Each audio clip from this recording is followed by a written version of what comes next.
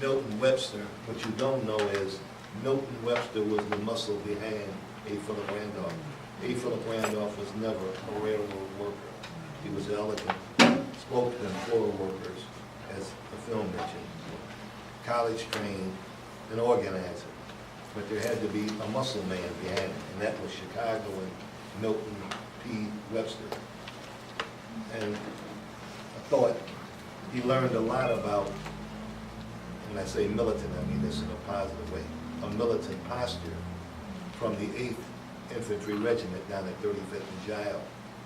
As a kid, he watched those soldiers march, early 1900s, on the south side of Chicago, Bronzeville, and he was a member of the youth organization connected with the 8th Infantry Regiment. Interesting. And those were real men. Here you see the porters. You saw a shot of porters in uniform in Harlem. Very impressive. This is my grandfather. Here you see a scene I pulled out of a newspaper of the porter with shoes. Remember, the porters had to pay for the polish. Any tiles that were missing, they paid for. Anything that was missing was charged to them. So they had a very difficult job. And let me just say that this indicates the interest in the theater in the Pullman Porter story. That was a great production down at the Gelman several years ago. There is a Pullman Porter museum not too far from here. And let me circulate some of their material. Yeah, you can just pass that around. Yeah, let people, they can see it close up. Here's some Pullman Porter Museum. You may want to go over there. And then here's the Pullman Porter magazine that it's a new magazine from the A. Philip Randolph. Let me just say this before I turn the mic, the invisible mic over to my colleague. I want to make a comment about successive generations of porters. The first wave of porters were former slaves, but as time progressed, the porters got farther and farther away from the slave mentality. Remember, people had to wear the mask daily as slaves, but every successive generation became more and more independent until you got down to the time of A. Philip Randolph, when this analysis, have you ever seen this? You've seen that in books, everything. The analysis of this high level of self-consciousness. Black America in the 1920s began to assume a new Negro posture. This gentleman in the back has got on Black Lives Matter. The young generation. Oh, me? Oh, I'm sorry. Yeah, well, you're not young, but you got on. Would you stand up and show off your shirt? These youngsters today are part of another phase of consciousness. Each successive generation becomes more and more independent and farther away from the old slave mentality. Remember, that had been a 200-year process of brainwashing. It's been hard to eliminate. There's still Uncle Tom's around. But you may want to look at this. This was an important document from 1925. Explain, look, it's light enough to pass around. Let me also mention this map, which shows you in 1937, the year that the porters were recognized by the Pullman Company. This is the distribution of the black community. You have a large group of people living in what was called the South Side, Black South Side, Black Belt. We call it Black Metropolis now, or Bronzeville. Way down here is where the Pullman Company was, way down here. So the question in your mind is, did anybody who was in the middle of the ranks of the porters live in Pullman? No, they lived way up here. The porters worked on cars that were produced down there in an all-white town by whites. But everybody lived up here. And this can be circulated. You can see the distribution is like, let me say this, porter's strength supposedly was 20,000 by the 1930s. You heard the figure 13,000 that World War II, excuse me. There were so many porters on Chicago in 1913 that they represented 25% of the black male population. There were 7,600 black men working in the workforce. That was a large percentage. Everybody worked in black Chicago. Women worked like men. I had a colleague who said, well, blah, blah, blah, blah, blah. You know, my mother didn't work. I guess your mother didn't either. No, my mother worked. All the black women in my neighborhood worked. Black men and women always worked. Anyway, of the 7,600 black men in the workforce in 1913 in Chicago, 1,800 were porters. So you had to run into a Pullman porter on the streets of Chicago, and they looked like my grandfather would have looked. Not only gentlemanly, but may I say, probably handsome. You want to take over? Sure, yeah. And I also want to, I know we don't have a lot of time, so if any of you have questions too. Yeah. Dr. Reed, Yes. can I answer? Quick question. My father was a dining car waiter for 40 years on the Pennsylvania Right. Broadway Limited. Right. Now, was there a separate union or for dining car waiters? Were they all under the same umbrella? You know, it's funny, Ishmael Flory was over a dining car with it. I'm not quite sure.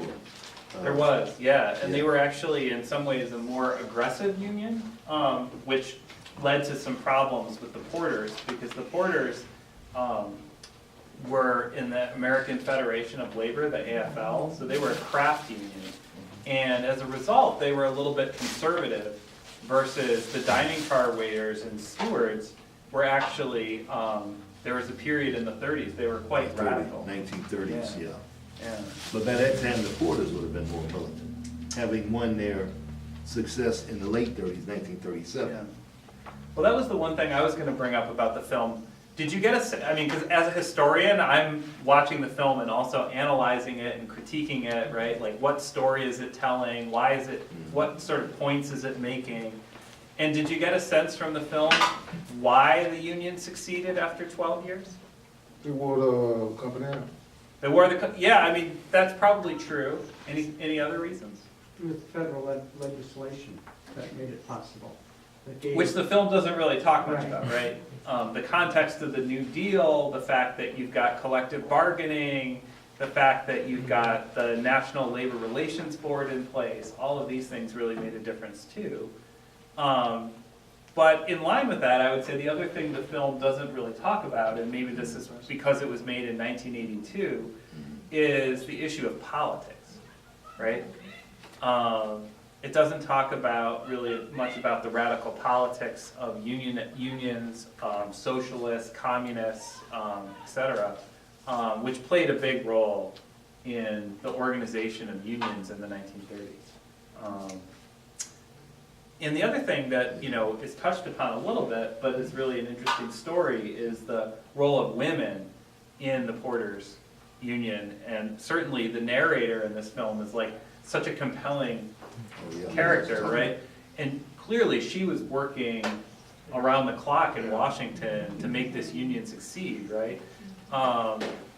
The best story I know about Chicago and the women is that when Randolph first came here from New York to try to organize the union, none of the black leaders in Chicago were in favor of unions at all. And it was the first group that really endorsed Randolph and the Porters was the Ida B. Wells Club. And Ida B. Wells was militant, but she also knew all the, you know, pretty wealthy, important people in black Chicago at the time. So her endorsement and the Ida B. Wells Club endorsement was key to giving the union a foothold in the south side of Chicago as a respectable group and not opposed by all of the major black leaders and ministers.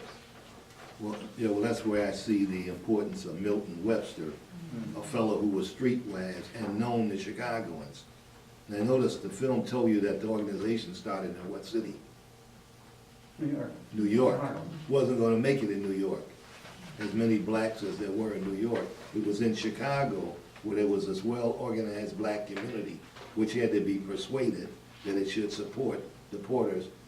And this was moved along by people such as Webster.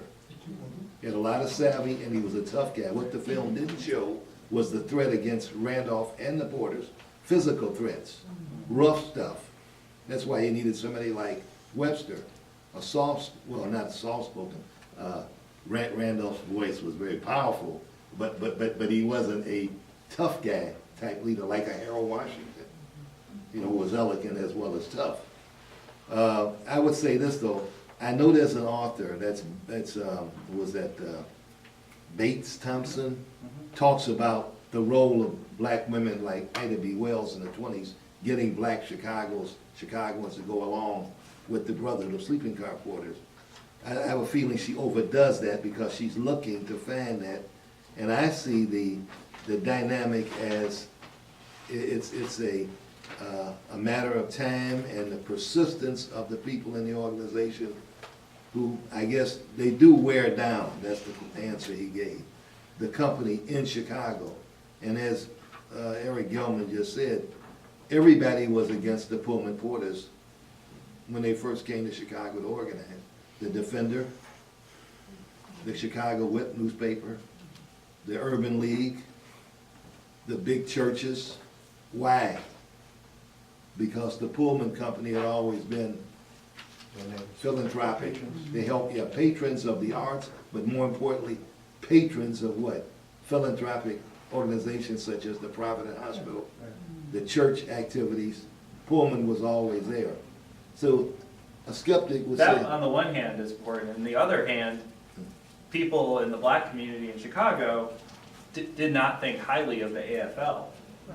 Like, why would we want to join the AFL when this federation had done nothing for generations but to exclude black workers, right? So, you know, it seemed like a crazy idea. Yeah, right? to join the union, yeah. Now keep this in mind in terms of organization. As successive generations of these black men came into the workforce as Pullman Porters, they were much more aware. Their consciousness was constantly being raised. So by the early 1900s in Chicago and elsewhere, there was an organization preceding the Brotherhood, never as well organized as the Brotherhood. By the early 1900s, in addition to the company unions, there was a group called the United Brotherhood of Railroad Porters.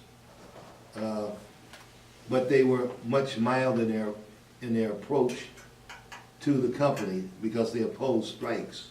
And we saw from the film that the Brotherhood was going to use the key element in getting employers to move, and that's the threat of a strike. By the way, if the blacks had struck, who would have taken their places?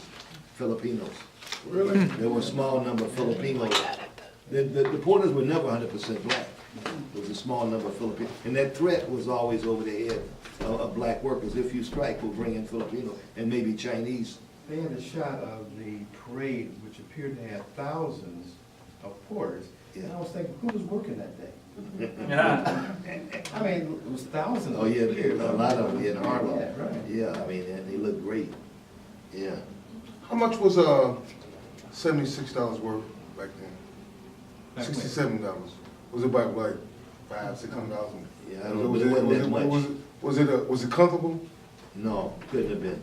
Couldn't Now, have my been. grandfather, I mean, when you say comfortable, I mean, you could living in make- Bronzeville, they had to be comfortable. I mean, you could make ends meet. It's sort of like today, if you don't have, you know, if you have to struggle to get those kids today, school. They said they put their kids to college, so that's why I wanted to know. Oh, Yeah, yeah. I give you an example. Yeah. I used to take the rent check. I lived at 62nd South Park, and we lived in a 1.5-room apartment. Mother, father, younger brother, myself. We slept in the Murphy bed. I took the rent check. It was $80 in the 50s, when we couldn't go any further than 67th Street. Yeah, blacks couldn't That was live as furthest we Right. And I would read the paper, and I would read the Sun-Times, and I would see that folks would get mortgages Yeah. for that, and it pissed me off. My dad was paying $80 for us in a 2-room, basic 3-room, living room, bedroom, kitchen, Yeah. bathroom, of course. And we were paying $80. I'll give you an idea. This was back in the 50s. in the 60s. You know what our mortgage was in the 50s? What? $92. Yeah. And we got the money, by the way, from a black insurance company, Supreme Life at 35th Street. They were one of two organizations in the black community extending mortgages. Most folks had to die on contracts. But I used to carry, I lived west, and I used to carry $92 hidden on my person all the way over every month to pay. That was in early 50s. We wouldn't have suspected, wouldn't have suspected today, would you? No. Which I Was it don't red have. line then? What's that? Was that area red line then? Oh, yeah, plenty of, and worse than that, the restrictive covenant had just been defeated in 1948. But blacks, if you look at that map I passed out, you really couldn't contain the black community, because just like we say the Porters wore the company down, as the people said in the film, because they were persistent, strong, had integrity, had a sense of mission, blacks, period, have shown the ability to persevere through the years. I mean, when I teach, and I taught for over 40 years, the thing that always amazed me was how in the world did these people do it? Especially with the low amount of money they were making.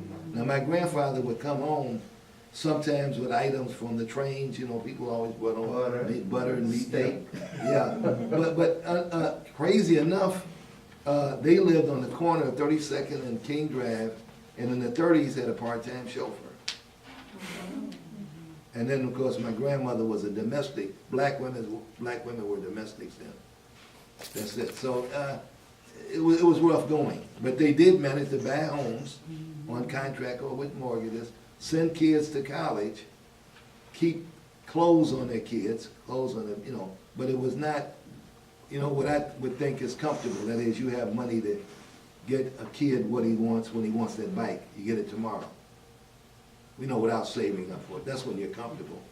You don't have to worry about buying that bike.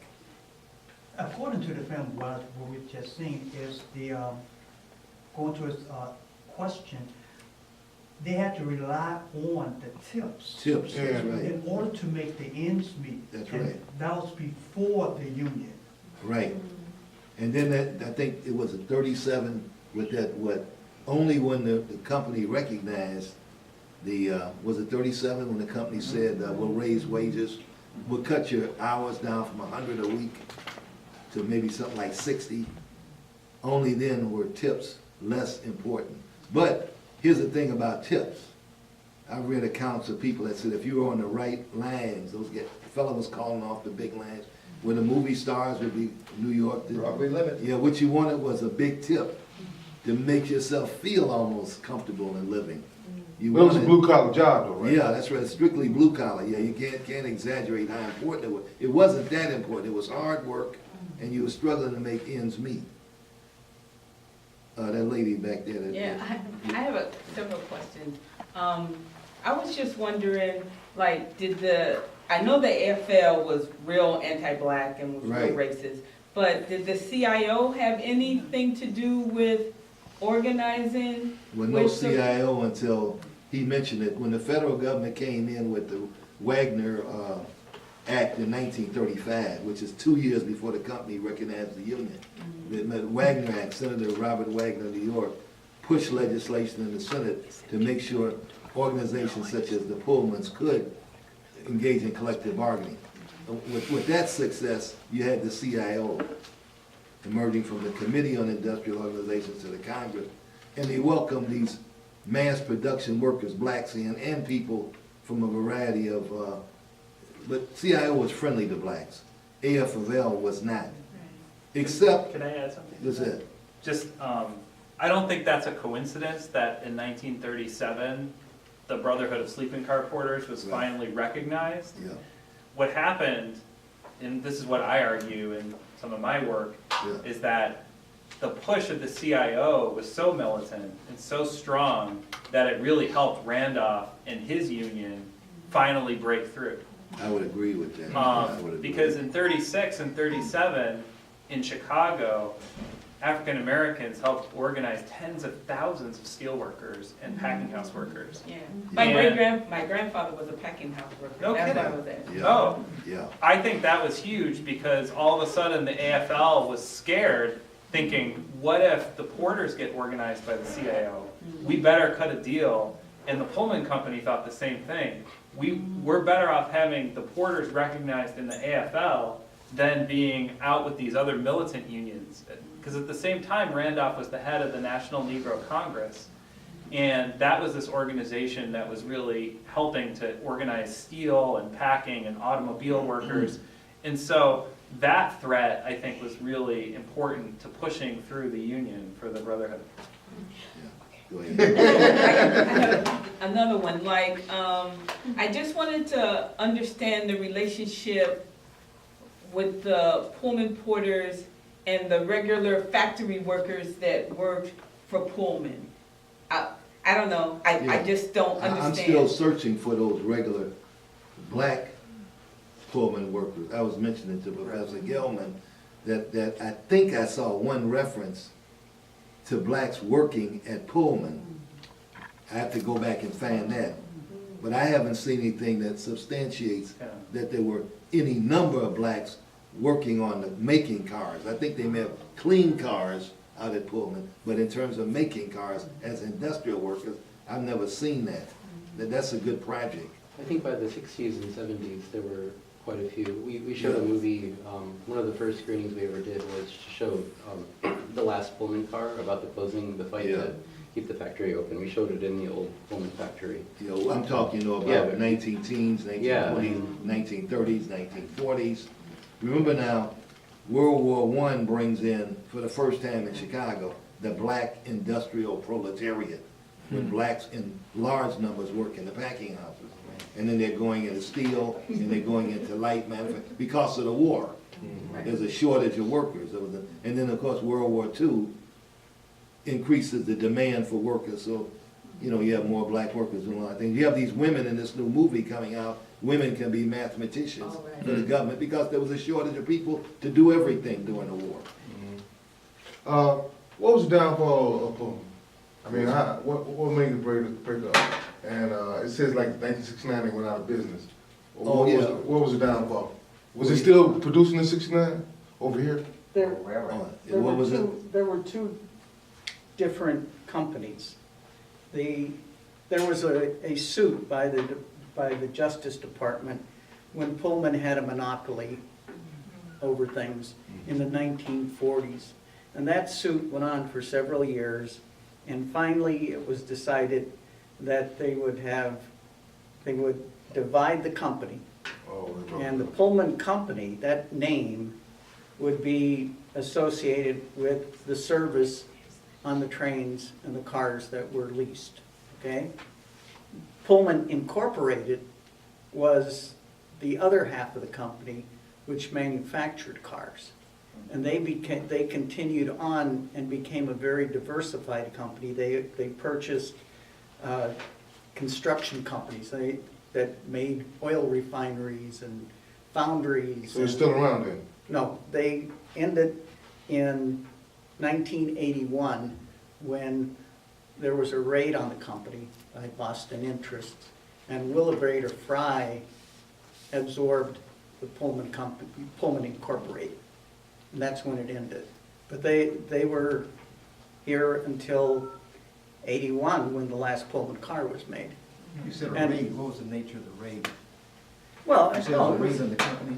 it was a Stock raid? where they controlled the stock. Oh, that kind of raid. You know, the Okay. Boston, you know, like, I got you.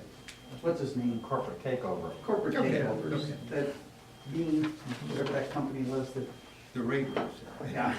And what they did was they would control the stock, Gotcha. and then they would sort of rake the company in that they would take the best resources and sell them off, and that's how you ended up with a lot of plants closing in other companies.